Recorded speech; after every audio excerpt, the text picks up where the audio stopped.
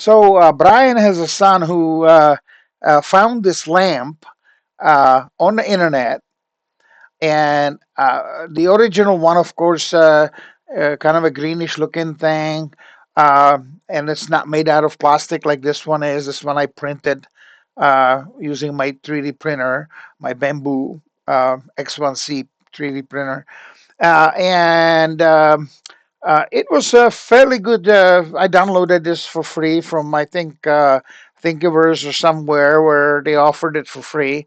And so what I did is I downloaded it and then I printed it, and then I had to design a little spacer right here because this connection to the base was loose, and it was not gonna fit.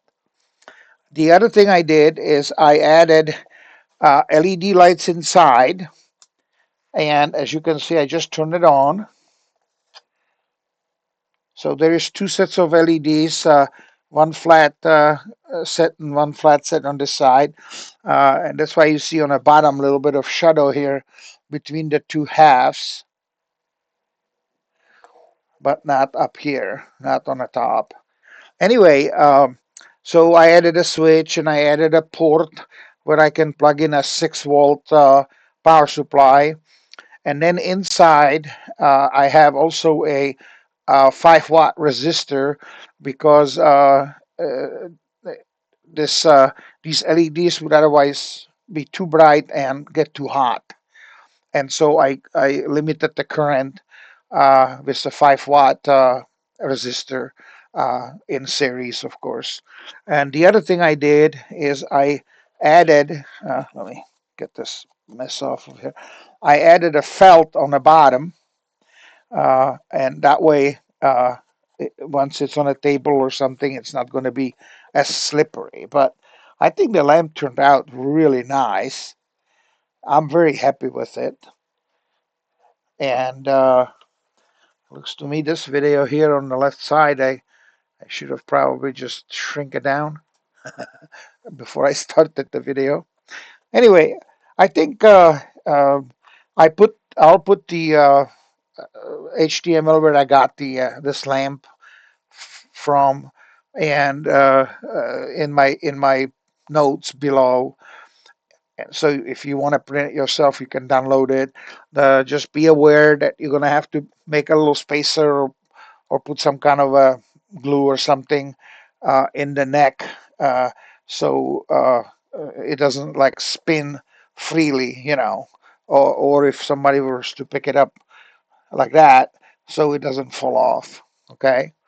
And then for the two ports that I did, which would be the power port, which is I just have one of these little plug-in things. So I drilled a hole here, and then for the switch, I drilled a hole over here, and then on the other side, from the inside, I had to hollow out a little bit because it's round, and the switch doesn't have long enough stem for the nut to fix, to affix it. So screw it in and uh, keep it